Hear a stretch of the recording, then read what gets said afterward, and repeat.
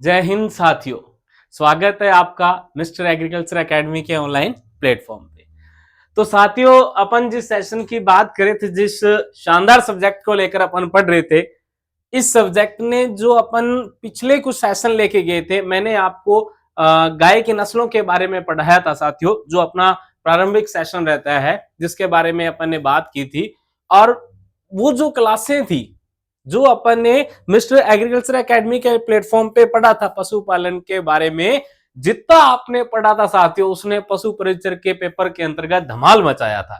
ठीक है, तो अपन उसी सीरीज को कंटिन्यू करते हैं। गाय की नस्लें अपन पढ़ चुके हैं और अब अपन बात करते हैं, नेक्स्ट बात करेंगे अपन भैंस की नस्लों के। तो साथियों, उसी प्रकार से ही अपन जानदार, शानदार और बहुत ही बेहतरीन कंटेंट के साथ मिल रहे हैं, जिसके अंतर्गत अपन बात करेंगे भी। इसके अंतर्गत जो सेशन अपन भैंस की नस्लों का पढ़ेंगे, आपको हर तरीके से बताया जाएगा भी कौन सी लाइन से पीछे क्वेश्चन क्या बना था और आगे आने वाला क्वेश्चन है क्या बन सकता है। मैं आपको हर बात के अंतर्गत बताता हूं साथियों भी किस प्रकार से अपन जो बात करते हैं भी आपके नए नए क्वेश्चन कैसे बने। क्योंकि अभी रिसेंटली जो अपन ने बात की थी पशु परिचर के अंतर्गत, बहुत सारे ऐसे क्वेश्चन बने थे जो नए थे आपके ना। तो उन नए क्वेश्चन की बात करेंगे अपन साथ के साथ इस स्लाइड के अंतर्गत, इस सेशन के अंतर्गत अपन। तो आप अंतिम समय तक जुड़े रहिएगा, क्लास को पूरा देखिएगा और ज्यादा से ज्यादा इन क्लासेस को आप क्या कीजिएगा, अपने सहपाठियों को शेयर कीजिएगा, लाइक कीजिएगा और उन्हें भूलिएगा सब्सक्राइब कर लें, क्योंकि सिलेक्शन करवाना है तो अब जिद है और जिद को पूरा करेंगे किसके साथ, मिस्टर एग्रीकल्चर एकेडमी के ऑनलाइन प्लेटफॉर्म के साथ। तो चलो साथियों, बात करते हैं अपन, शुरुआत करते हैं अपन आज की क्लास की। और शुरुआत करते हैं अपन, सबसे पहले बात कर रहे हैं अपन बुफेलो ब्रीड की अपन बात करेंगे। और बुफेलो ब्रीड के बारे में कुछ बेसिक बातों की कर लेना। तो बेसिक बातें क्या रह जाएंगी, तो बेसिक बातें जो साथियों रह जाती हैं उसके संदर्भ में अपन बात कर लेते हैं।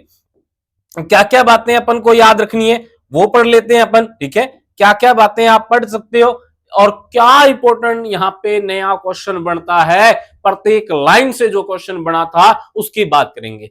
तो सबसे पहले अपन बात करते हैं भैंस के वैज्ञानिक नाम की बात करते हैं। लास्ट साथियों अपन बात करके आए थे गाय के वैज्ञानिक नाम की, और वहां अपन ने क्या पढ़ा था, गाय को अपन दो भागों में बांटा था ना, भी भारतीय होती हैं और विदेशी होती है, उसी प्रकार ही अपन को याद रखना है। तो जो अपन पिछले सेशन के अंतर्गत इनका जो बेसिक वर्गीकरण अपन पढ़ चुके हैं साथियों, कौन से वाला, किंगडम पढ़ा आपने, डिवीजन पढ़ा आपने, क्लास पढ़ा आपने, ऑर्डर पढ़ा आपने। तो वहां तक जो आपका पोर्शन था वो यहां भी आपका सेम रहेगा, उसको अपन इस क्लास में रिपीट नहीं करेंगे। तो चलो बात करते हैं गाय का वैज्ञानिक नाम क्या रहता है। तो गाय का वैज्ञानिक नाम रहता है बुबेलस बुबलिस के नाम से इसे जाना जाता है साथियों। ठीक है, जो ये आपका ये वाला पोर्शन रह जाएगा साथियों, कौन से वाला, ये वाला पोर्शन जो रह जाता है आपका, इसे अपन किस नाम से जानते हैं, तो ये आपका किस नाम से जाना जाता है, ये इसका क्या होता है, वंश होता है। और इसकी बात करेंगे तो ये इसकी क्या होती है, जाति होती है। यानी कि भैंस का बुबेलस तो वंश है और बुबेलस क्या रह जाती है, जाति रह जाती है। फिर अपन बात करते हैं भैंस को अन्य किस नाम से जाना जाता था। भैंस को अपन क्या कहते हैं, ब्लैक डायमंड कहते हैं ना, काला हीरा कहते हैं। क्यों कहते हैं, भैंस का ज्यादातर अपन भैंस की नस्लें पढ़ेंगे साथियों, उनका कलर कैसा मिलता है, ब्लैक कलर का ही मिलता है। और एक ऐसा डायमंड है जो क्या करता है, पशुपालक की बात कर ले, चाहे अपन एक फार्मर्स की बात कर ले, उसकी उस रोजमर्रा की जरूरतों को जो दूध से संबंधित रह जाती है पूरा तो करती है, साथ के साथ उसकी आय या आमदनी को भी बढ़ाने का काम करती है। कौन है, भैंस। इसीलिए तो अपन ब्लैक डायमंड कह रहे हैं ना। तो ये कोई हीरे से कम नहीं है साथियों ना, आमदनी भी बढ़ा रही है और मिल्क भी आपको उपलब्ध करवा रही है ना। तो बात करते हैं नेक्स्ट, भैंस का कुल क्या रहता है, कुल रहता है बोविडी। जो गाय में पढ़ा था सेम ही अपन बात करते हैं। गुणसूत्र संख्या की बात कर ले तो इसमें गुणसूत्र संख्या क्या रहती है, 50 रहती है। लेकिन ध्यान रखना ये 50 अपन बात करते हैं आपका भारतीय नस्लों में रहती है, और 48 की जहां तक बात करें तो ये क्या रह जाती है, विदेशी नस्लों में रह जाती है। उसके बाद अपन बात करते हैं एनबीजीआर के द्वारा मान्यता प्राप्त नस्लें भैंस की वर्तमान में कितनी है साथियों, तो वर्तमान के अंतर्गत इसकी 20 रह जाती हैं। आपको याद हो तो अंतिम सेशन के अंतर्गत जब अपन गाय पढ़ रहे थे तब मैंने बताया था एनबीएजेआर का पूरा नाम क्या होता है, national bureau of animal genetic research. तो इसके बारे में अपन ने क्या पढ़ा था कि ये संस्थान अभी वर्तमान में करनाल हरियाणा में है और ये संस्थान क्या करता है, मान्यताएं देता है बहुत सारी नस्लों की जो अपन पढ़ते हैं भी कौन सी नस्ल का पालन पोषण भारत में या राजस्थान में किया जा सकता है।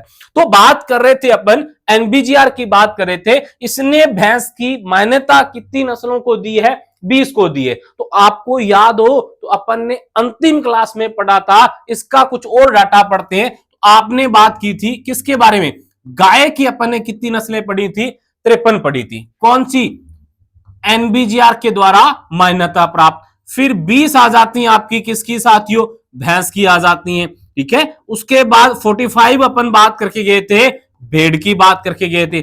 39 की बात करते हैं साथियों, वो आपकी क्या रह जाती हैं, बकरी की रह जाती हैं, ठीक है। और फिर 9 नस्लें आपकी किसकी रह जाती हैं, ऊंट की रह जाएंगी साथियों, किसकी रह जाएंगी, ऊंट की। तो ये जो अपन बात करते हैं साथियों, ये आपका क्या रह जाता है, ये आपका एनबीजीआर के द्वारा क्या है, मान्यता प्राप्त नस्लों का डाटा रह जाता है। तो भैंस की तो उसने 20 बता दिया, गाय की 53, भैंस की 20, भेड़ की 45, बकरी की 39 और ऊंट की 9 नस्लों के बारे में वो बताता है भी एनबीजीआर जो मान्यता देता है। तो अपन को यहां तक ये बातें इसके अंतर्गत ध्यान रखनी थी। नेक्स्ट चलते हैं साथियों, नेक्स्ट अपन बात करेंगे CRIB के बारे में। क्या है साथियों CRIB, तो क्या है, central institute for research on buffalo, जिसे अपन हिंदी में क्या कहते हैं, केंद्रीय भैंस अनुसंधान संस्थान की बात करते हैं। क्या बात करते हैं अपन, तो बात करते हैं अपन हिंदी में से क्या कह रहे हैं, केंद्रीय भैंस अनुसंधान संस्थान कहते हैं ना अपन, अनुसंधान संस्थान। तो केंद्रीय भैंस अनुसंधान संस्थान है कहां पे आपका, तो ये कहां पे रह जाता है आपका, हिसार में रह जाता है। और हिसार आपका कहां पे है, हरियाणा में। इस central institute for research on buffalo की जो स्थापना की गई थी वो 1 फरवरी 1985 यानी कि 1985 में इस संस्था को बनाया गया था। भी आप क्या करोगे, भैंस के ऊपर रिसर्च करोगे। थोड़ा सा अपन इसके बारे में और पढ़ लेते हैं। तो साथियों याद रखना, ये संस्थान प्रमुख रूप से, ठीक है, या अपन बात करें मुख्य रूप से किस नस्ल पे कार्य कर रहा है, तो मुख्य रूप से किस पे कार्य कर रहा है, ये मुर्रा पर कर रहा है। किस पे कर रहा है, मुर्रा पे।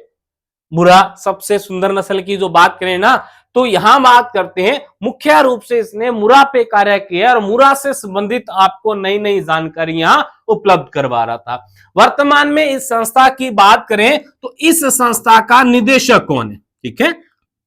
तो यहां बात करते हैं साथियों भी इस संस्था का निदेशक कौन है, ठीक है। किसकी बात करें अपन CIRB की बात करें ना, तो निदेशक इसका कौन है, निदेशक याद रख लेना साथियों। अब निदेशक की अपन बात क्यों कर रहे हैं, तो निदेशक की बात इसलिए करते हैं, ठीक है, जो आपके दत्ता साहब रह जाते हैं उनके निदेशन के अंतर्गत अभी कार्य चल रहा है। ये साथियों चेंज होता जाएगा, ये भी ध्यान रखना, ठीक है, ये कंफर्म नहीं है आपके, ठीक है। तो आपके दत्ता साहब इसके क्या रह जाते हैं, निदेशक रह जाते हैं ना, कुमार दत्ता के रूप में जाना जाता है उसे, ठीक है। किस रूप में, कुमार दत्ता के रूप में, कुमार दत्ता इसके क्या है, निदेशक है। अब अपन बात करें तो जब 1985 के अंतर्गत, कब साथियों, 1985 के अंतर्गत इस संस्था की स्थापना की गई थी। कुछ समय बाद अपन जानेंगे भी इस संस्था का एक अपन ये कह सकते हैं सब स्टेशन और खोल दिया गया था, या सब कैंपस अपन कह सकते हैं ना। तो आपका CRIB का सब कैंपस और खोला था। ये तो आपका मेन कैंपस रह गया ना, मेन कैंपस जो कहां पे आपका, हिसार में। इसका क्या एक सब कैंपस और खोल दिया गया था। तो सब कैंप इसका कहां पे है, सब कैंपस की बात करें तो वो कहां रह जाता है आपका, वो अपन को याद रखना है, वो आपका पंजाब में रह जाता है ना। पंजाब में कहां, पंजाब में आपका एक जगह रह जाती है दोसांझ वाला, ठीक है। कौन सी, दोसांझ। तो दोसांझ रह जाती है आपकी कहां पे, नाभा डिस्ट्रिक्ट के अंतर्गत साथियों, और नाभा डिस्ट्रिक्ट आपकी कहां रह जाती है, पंजाब के अंतर्गत। ठीक है, तो दोसांझ, नाभा, पटियाला जो आपका रह जाता है, जगह अपन बात करेंगे नाभा के बाद जो अपन बात करते हैं पटियाला डिस्ट्रिक्ट के अंतर्गत ये जगह आती है, तो इसकी अपन बात करें तो पटियाला जो जिला रह जाता है वहां का जो दोसांझ बीर नामक एक स्थान रह जाता है नाभा के अंतर्गत ही, वो आपका वहां पे इसका सब कैंपस है। और वहां इसने क्या किया, मतलब मुख्य रूप से कार्य तो इसको बहस पे ही करना है। ठीक है, ये तो आपका हिसार हरियाणा वाला जो मेन कैंपस है वो मुरा पे कार्य कर रहा है, तो जो इसका सब कैंपस है ना साथियों, वो किस पे कार्य कर रहा है, वो आपका कर रहा है नीली रावी पे। ठीक है, किस पे कर रहा है, नीली रावी पे कार्य कर रहा है।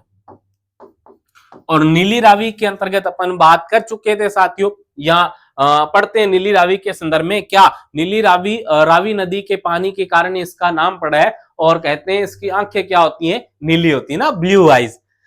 अब याद कैसे रखेंगे सर, हमें ये तो याद रह गया BCRIB जो central institute for research on buffalo है, ये तो हिसार हरियाणा में 1 फरवरी 1985 में इसकी स्थापना हुई थी। सब कैंपस की होती है 1987 के अंतर्गत साथियों। कब होती है, 1987 के अंतर्गत इसकी स्थापना होती है। अब याद क्या रखना है, इसके लिए अपन को छोटा सा बात याद रखनी है, एक वाक्य याद रखना है।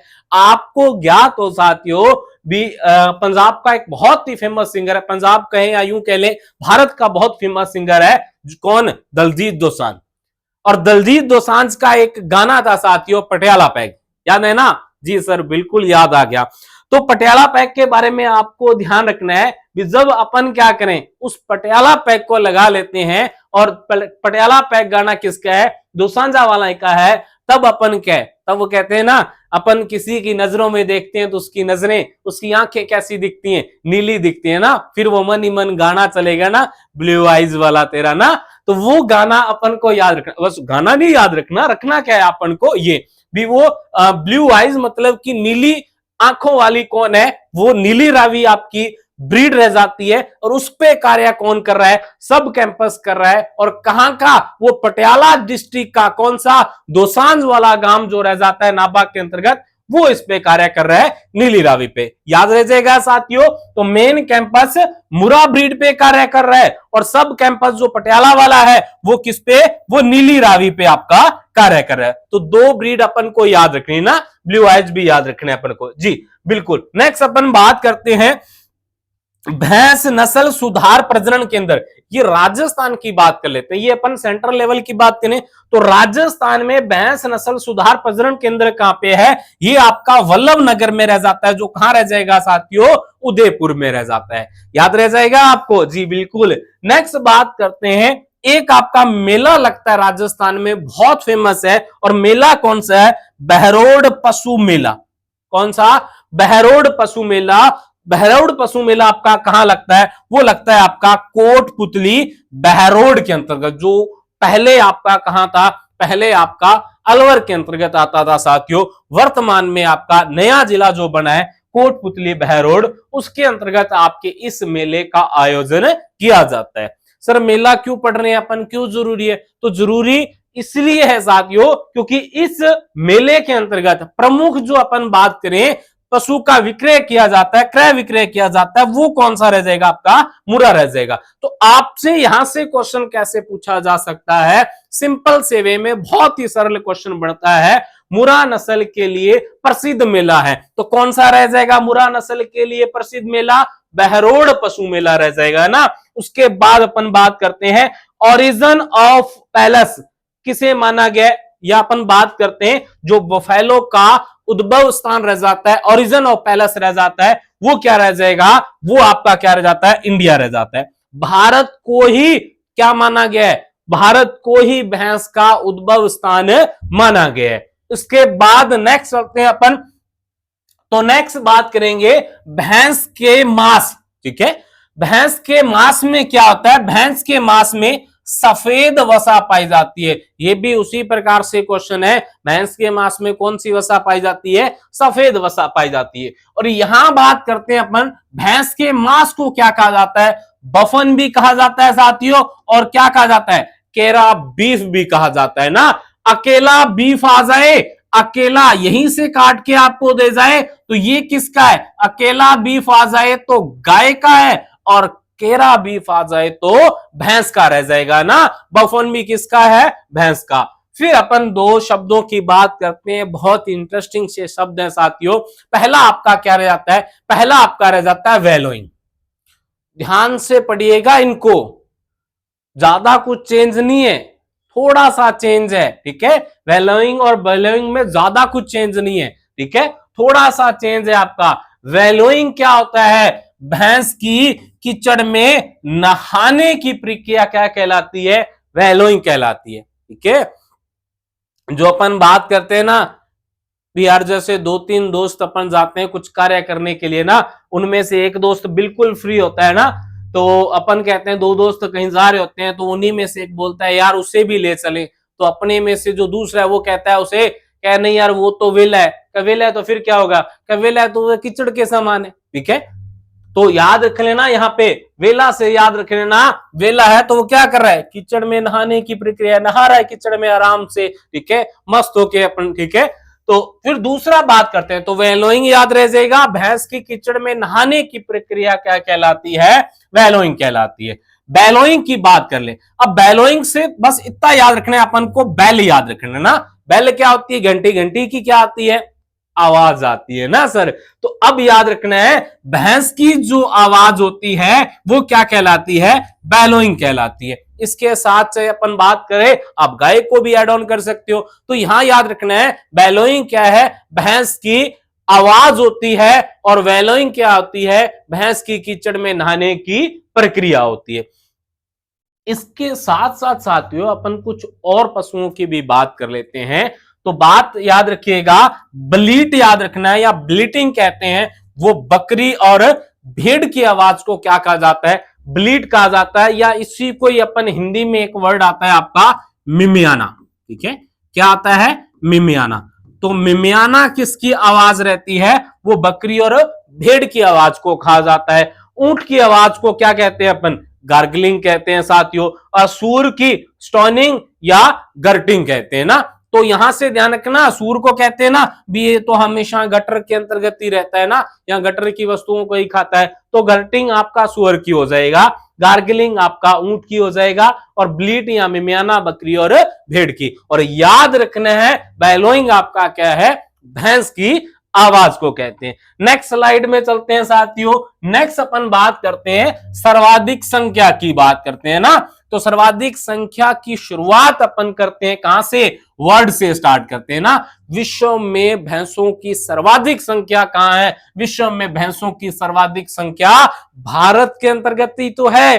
क्या सर इतना ही तो बात अपन को याद रखनी थी, अभी अभी तो आप बता के गए थे कि भारत को क्या मानते हैं, भैंसों का उद्भव स्थान मानते हैं, तो अपन उसी से याद रख लेंगे कि सबसे ज्यादा भैंसे भी कहां पे हैं, भारत में। कितनी है साथियों, 53.84% भैंसे भारत में ही पाई जाती हैं कुल विश्व का। अब बात करते हैं सेकंड, भारत के अंतर्गत फर्स्ट रैंक पे कौन है, तो उत्तर प्रदेश, यानी कि यूपी आपका क्या रह जाता है, फर्स्ट रैंक पे। यूपी के अंतर्गत सबसे ज्यादा आपकी क्या है, भैंसे पाई जाती हैं। राजस्थान के अंतर्गत बात करें तो जयपुर के अंतर्गत सर्वाधिक आपकी भैंसे पाई जाती हैं। एक चीज और ध्यान रखना साथियों, जयपुर में ही आपका क्या है, राजस्थान का सर्वाधिक मिल्क प्रोडक्शन होता है ना। तो ये भी क्वेश्चन पूछ ले भी, राजस्थान के अंतर्गत मिल्क प्रोडक्शन करने वाला सर्वाधिक जिला कौन सा है, तो वो जयपुर आपका ना। अब ये तो याद रखना है भी, सर्वाधिक भैंसे तो जयपुर में है, और सबसे कम भैंसे कहां है, तो सबसे कम भैंसे कहां है, जैसलमेर। सर आप भी मजाक कर रहे हो ना, जैसलमेर में कहां मिलेंगी भैंसे, वो तो क्या है, रेगिस्तानी इलाका है। तो रेगिस्तानी इलाका है तभी तो कम है। अब जो कुछ मात्रा में होंगी भी, मतलब एक दो या बात कर लें या 5-10 जो भैंसे होंगी, वो कौन है, वो अपने वाले तो लेके गए होंगे, क्योंकि वहां जैसलमेर वाले तो भैंसों का पालन पोषण करेंगे नहीं, ठीक है। तो क्योंकि वो एरिया इनको शूट नहीं कर रहा है ना भैंसों को, ठीक है साथियों। नेक्स्ट बात करते हैं, उसके बाद भैंस के गर्भकाल की बात करते हैं, कितना रहता है, 310 दिन। बहुत इंपॉर्टेंट क्वेश्चन है। अभी रिसेंटली पशु परिचर के पेपर के अंतर्गत गर्भकाल पूछा गया था, वहां गाय का पूछा गया था जो 282 दिन रहता है। यहां आपको याद रखना है गर्भकाल किसका, भैंस का 310 दिन रहता है। बाकियों की अगर अपन बात कर लें तो सबसे पहले अपन बात करें किसकी, गाय की बात कर लेते हैं, भैंस की बात कर लेते हैं, भेड़ की बात कर लेते हैं, बकरी की बात कर लेते हैं साथियों, और लास्ट आपका ऊंट की बात कर लेते हैं ना। इनका अपन गर्भकाल पढ़ लेते हैं जो आपके लिए इंपॉर्टेंट है। तो गाय का अपन साथियों बात कर चुके हैं, कितना रहता है आपका 282 डे रहता है ना, 282 दिन आपका गाय का गर्भकाल रहता है। भेड़ की बात कर लें अपन, क्योंकि भैंस का तो अपन पढ़ चुके हैं ना, चलो भैंस का फिर वापस लिख देते हैं ना। तो भैंस का क्या रह जाता है साथियों, भैंस की अपन बात करते हैं आपका 310 डे रह जाता है ना, 310 दिन की बात करते हैं अपन। भेड़ की बात करेंगे साथियों तो भेड़ का आपका क्या रह जाएगा, भेड़ की बात करते हैं साथियों तो भेड़ का आपका क्या रह जाता है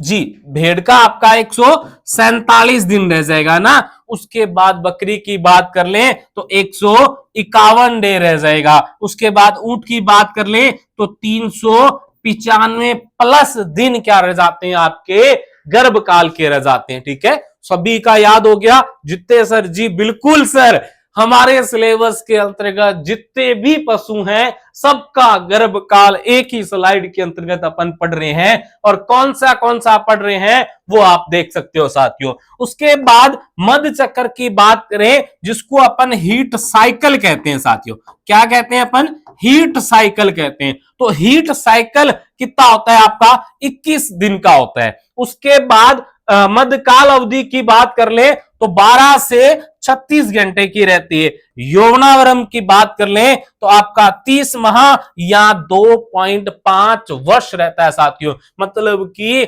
2.5 साल के अंतर्गत आपका या तो ये मेच्योर हो जाती है या 30 माह में क्या हो जाती है, मेच्योर हो जाती है। सर वो एक ही तो बात हुई ना, 30 वर्ष या 2.5 वर्ष, जी बिल्कुल बात एक ही है, लेकिन अपन को दोनों तरीकों से याद रखनी है।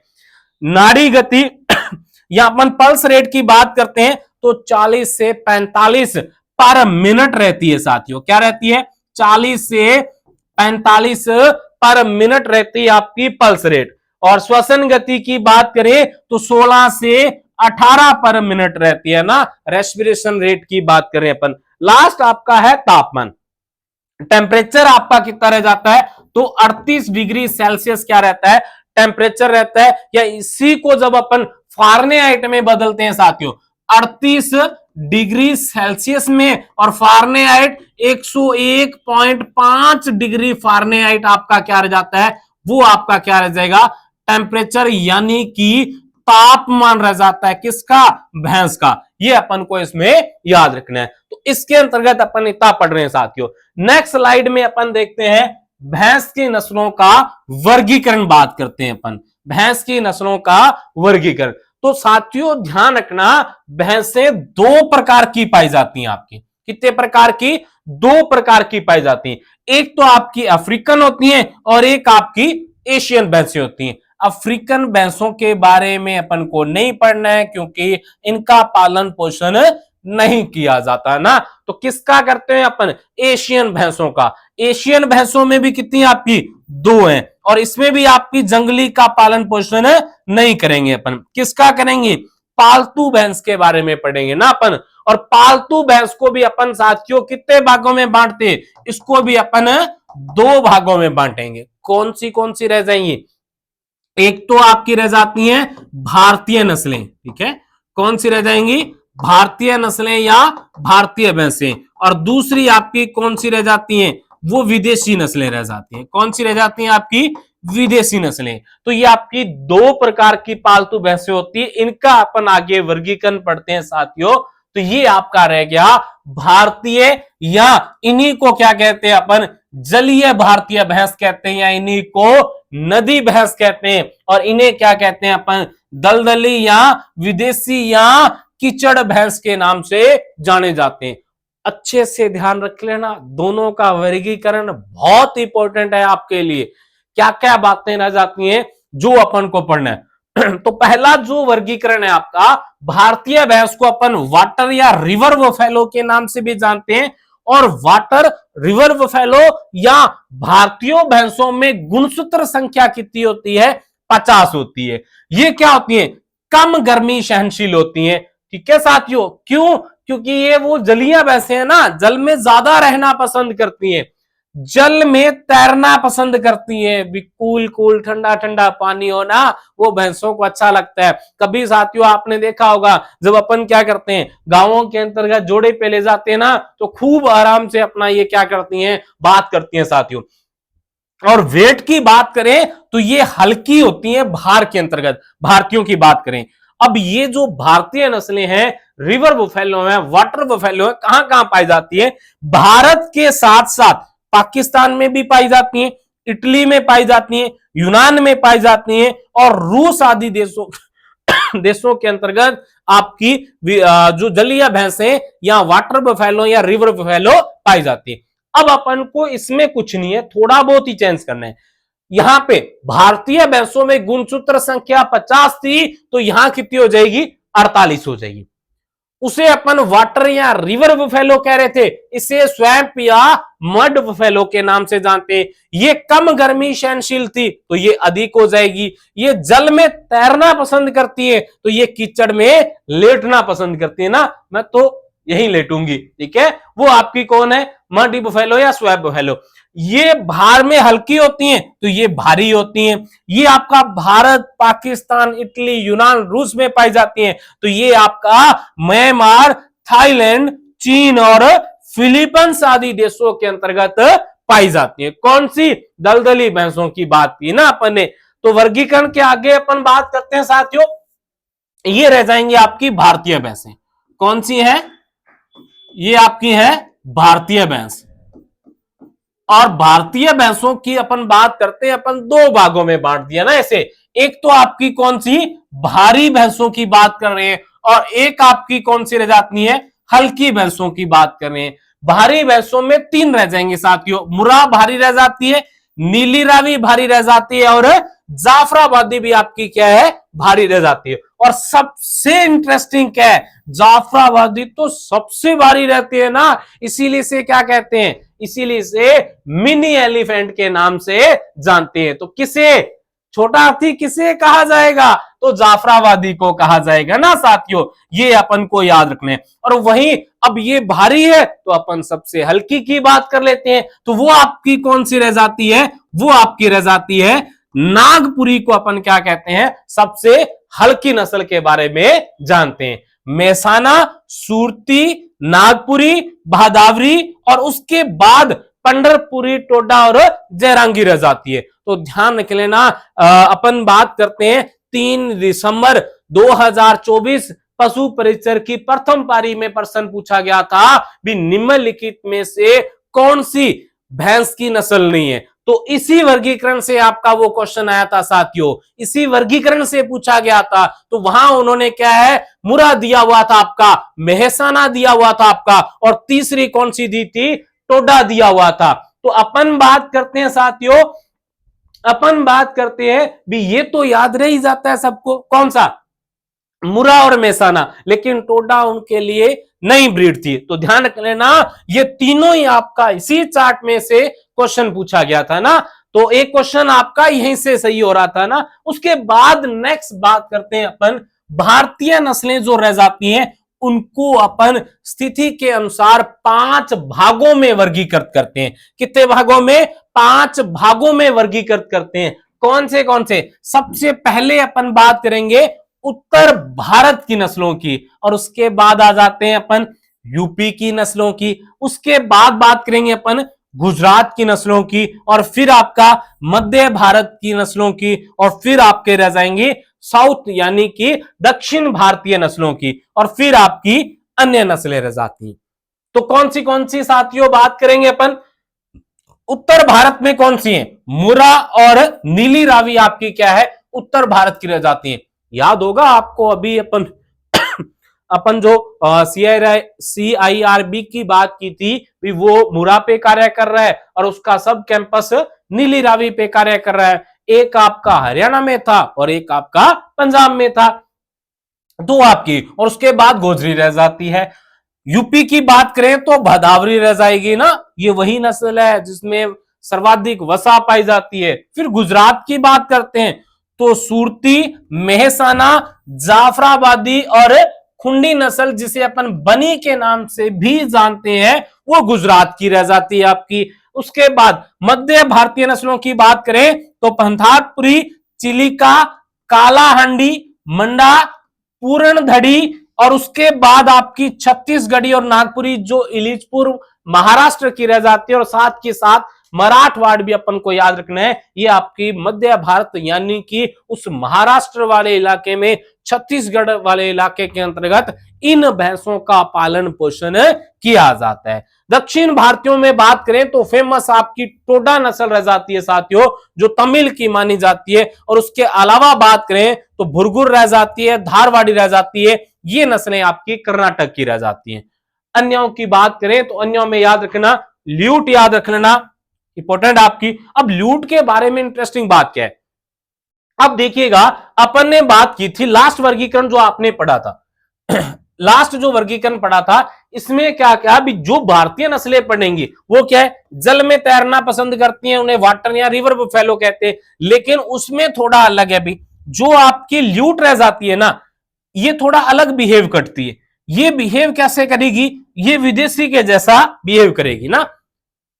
तो ये क्या रह जाती है, इसे अपन क्या कहते हैं, इसे अपन स्वैम्प या मड बुफेलो के नाम से भी जानते हैं। ठीक है, किस नाम से, स्वैम्प या मड बुफेलो के नाम से भी जानते हैं। यानी कि ल्यूट वाली क्या है, वो कैसा, वो कीचड़ के अंतर, जो भैंस की बात की थी अपन ने, विदेशी भैंस की बात की थी, वैसे करैक्टर दिखाई देते हैं। तो याद ध्यान रख लेना साथियों, जब भी अपन क्या कहते हैं, किसी को क्यूट बोल दे ना, तो वो क्या है, वो विदेशियों के जैसा फील करने लग जाता है ना। तो क्यूट बोलो तो ध्यान से बोलना, उसे देसी ही रहने देना है, विदेशी मत बनाना। तो ल्यूट का क्यूट बना देना और विदेशी याद रख लेना, ये अपन को इसमें ध्यान रखना था। उसके बाद अपन चलते हैं साथियों, तो सबसे हल्की भारतीय नस्ल आपकी कौन सी है, नागपुरी, अपन पढ़ ही चुके हैं साथियों।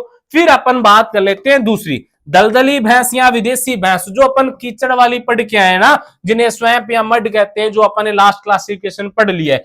इनका जो पालन पोषण प्रमुख रूप से मांस के लिए किया जाता है।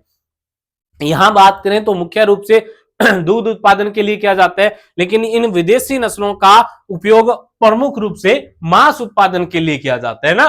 तो फिलीपींस में इसे कारोबाओ के नाम से भी जानते हैं, और इसके मांस को कैरा बीफ कहते हैं। अपन ने पढ़ा था ना, भैंस का मांस जो रहता है उसे अपन क्या कहते हैं, उसे बफन भी कहते हैं और कैरा बीफ भी कहते हैं, और कैरा बीफ फिलीपींस के अंतर्गत कहा जाता है साथियों। दक्षिण भारत में इन नस्लों का पालन पोषण तमिलनाडु वाले करते हैं, कर्नाटक वाले, केरल और आंध्र प्रदेश और तेलंगाना वाले इसका क्या करते हैं, पालन पोषण। कौन सी रह जाती है साथियों ये विदेशी नस्लें, तो कारोबाओ रह जाती है, क्वाइप्रा रह जाती है, क्वाई जवन रह जाती है, वालेडे रह जाती है, और ब्राजील की लाल रह जाती है साथियों। ये अपन को इसके अंतर्गत ध्यान रखना था, तो याद रह जाएगा साथियों। तो ये रह जाता है आपका गांव का वर्गीकरण, जो आपको याद रखना साथियों। नेक्स्ट सेशन में अपन मिलेंगे, गाय की नस्लों के बारे में पढ़ेंगे साथियों, कौन सी नस्लें रह जाती हैं, किस प्रकार से आपके नए नए क्वेश्चन बनते हैं। तो सेशन से आप हमेशा जुड़े रहेगा, ज्यादा से ज्यादा क्लासेस को अपने सहपाठियों के साथ शेयर कीजिएगा। इस क्लास के बाद अपन नेक्स्ट सेशन में मिलते हैं इनकी ब्रीड के साथ। बहुत बहुत धन्यवाद।